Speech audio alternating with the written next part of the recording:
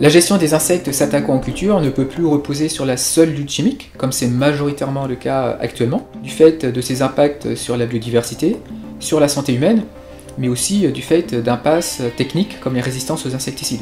On a donc besoin d'alternatives, et nous travaillons sur la lutte biologique par conservation et gestion des habitats, qui consiste à favoriser donc la régulation par prédation et par parasitisme des ravageurs, en adoptant des pratiques dans la parcelle et des aménagements dans la parcelle ou autour, qui sont favorables aux auxiliaires, c'est-à-dire les prédateurs et les parasitoïdes, naturellement présents dans l'agroécosystème.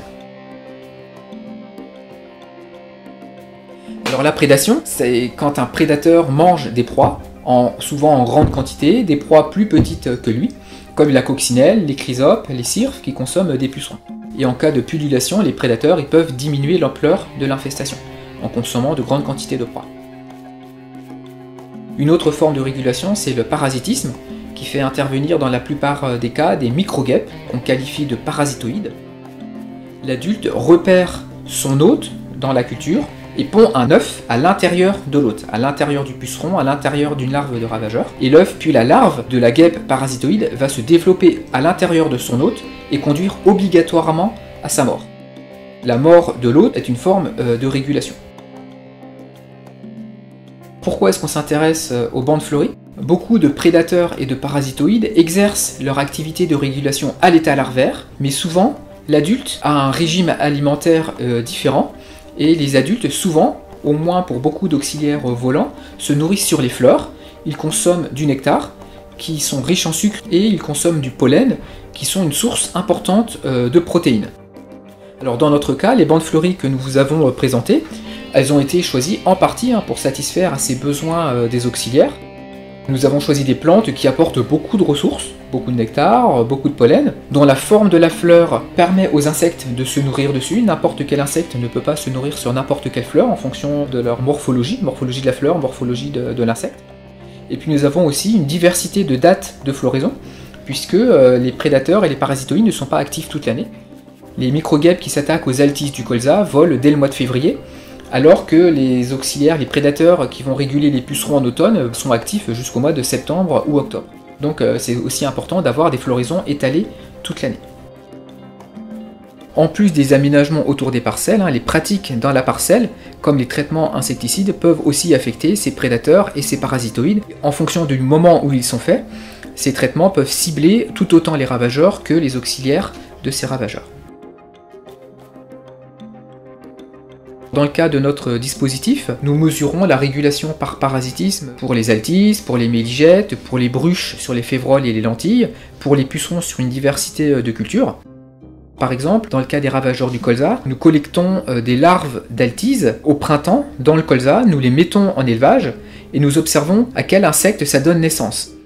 Si la larve d'altise n'est pas parasitée, on récupère une altise adulte. Si la larve d'altise est parasitée, ce qui émerge, ce sera une microguêpe parasitoïde. Et donc ça fait autant d'altises en moins pour la saison suivante dans le paysage. On fait la même chose pour les méligètes, on collecte des méligètes à la fin de floraison du colza, et par observation visuelle, on peut voir les œufs de parasitoïdes dans les larves de méligètes. Toutes ces larves parasitées ne donneront pas naissance à des méligètes qui feront donc moins de dégâts l'année suivante sur les colzas. Dans le cas des graines de légumineuses, févroles ou lentilles, elles sont endommagées donc par des bruches. La larve se développe dans la graine, elle consomme l'intérieur, et en sortant, elle laisse un gros trou de sortie. Et les graines qui sont bruchées ne sont pas valorisables en alimentation humaine, mais la larve de la bruche peut être parasitée par une microguêpe, et cette dernière, quand elle sort, elle laisse un trou de sortie beaucoup plus petit. Donc le dégât est déjà fait, mais ça fera autant de bruches en moins pour les cultures l'année suivante. Donc en observant les trous de sortie, on peut déterminer le pourcentage de bruches qui ont été parasitées par des microguêpes. Tout ça, ce sont des formes de régulation d'insectes s'attaquant aux cultures qui permettent de diminuer le potentiel d'infestation pour l'année suivante. Et nous avons également suivi les ravageurs comme les pucerons sur différentes cultures, les févroles, les céréales en automne, avec des régulations par prédation. Dans le cas de nos travaux, dans le cas du colza, nous avons suivi la régulation par parasitisme de la grosse altise du colza et des méligètes qui font des dégâts sur les boutons floraux au printemps. Et nous avons comparé des parcelles avec et sans bandes fleuries. Il se trouve que les parcelles avec bandes fleuries sont chez des agriculteurs qui ne mettaient pas de traitement insecticide au printemps, que l'on compare à des parcelles gérées de manière classique, qui n'ont pas de bande fleurie, et où la gestion des insectes au printemps repose sur l'usage de 1, 2, voire plus traitements insecticides. Dans le cas de la grosse altisse du colza, donc on voit qu'on a une très forte variabilité des taux de parasitisme selon les parcelles, de presque 0 à plus de 50%, mais en fait on ne voit qu'une très faible différence entre les parcelles avec et sans bande fleurie sur le taux de parasitisme, donc on ne peut pas vraiment conclure à l'effet des bandes fleuries. En revanche, dans le cas de la méligette du colza, les parcelles sans bande fleurie et avec traitement insecticide on part d'un niveau très bas de taux de parasitisme, donc de régulation des méligettes par les microguêpes parasitoïdes, autour de 9%, et en présence d'une bande fleurie, ce taux de parasitisme est doublé, il passe à 18%. Donc là, pour le coup, il y a un effet assez important des bandes fleuries. Et de manière un peu inattendue, nous avons observé que les adventices avaient aussi un effet sur ces taux de parasitisme. Certaines adventices peuvent fleurir très tôt, comme on le voit ici, avec une Véronique de Perse.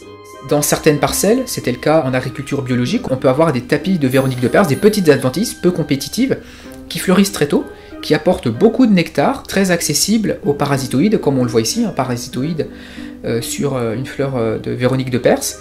Et ça peut apporter également des ressources dans la parcelle. Et nous avons observé que ces ressources en nectar dans la parcelle de colza affectaient également le taux de parasitisme dans la parcelle. Sur d'autres cultures, comme la févrole, nous avons suivi les infestations par les pucerons noirs au printemps. On peut avoir des colonies de pucerons assez importantes qui vont affaiblir la croissance de la févrole. Nous observons que les bandes fleuries, et notamment la quantité de ressources en nectar dans les bandes fleuries, que ça affecte positivement les prédateurs des pucerons, comme les coccinelles, comme les cirfes. Ça affecte également le taux de parasitisme des pucerons par les microguêpes parasitoïdes.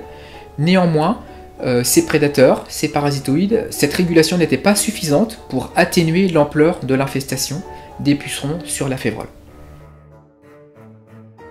Donc pour conclure, nous observons qu'il y a des régulations dans les parcelles, les agriculteurs, que les bandes fleuries ont des effets positifs sur les prédateurs, sur les parasitoïdes, qu'elles peuvent, dans certains cas, augmenter la régulation, mais ce sont des effets partiels.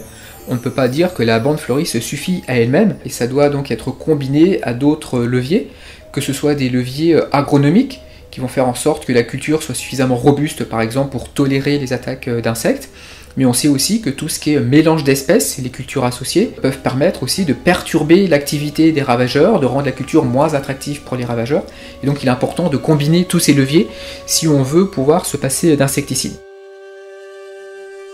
Par ailleurs, si parfois on ne voit pas d'effets ou des effets assez limités des auxiliaires, c'est peut-être parce que les bandes fleuries, dans notre cas et dans notre dispositif, c'était juste un aménagement très ponctuel dans une parcelle, sans considérer tout l'environnement et les pratiques autour. Et comme on travaille sur des insectes qui dispersent parfois sur des centaines de mètres, parfois sur des kilomètres, même si la bande fleurie permet une régulation locale, ça n'empêche pas une colonisation de la parcelle par les ravageurs qui viennent des parcelles aux alentours.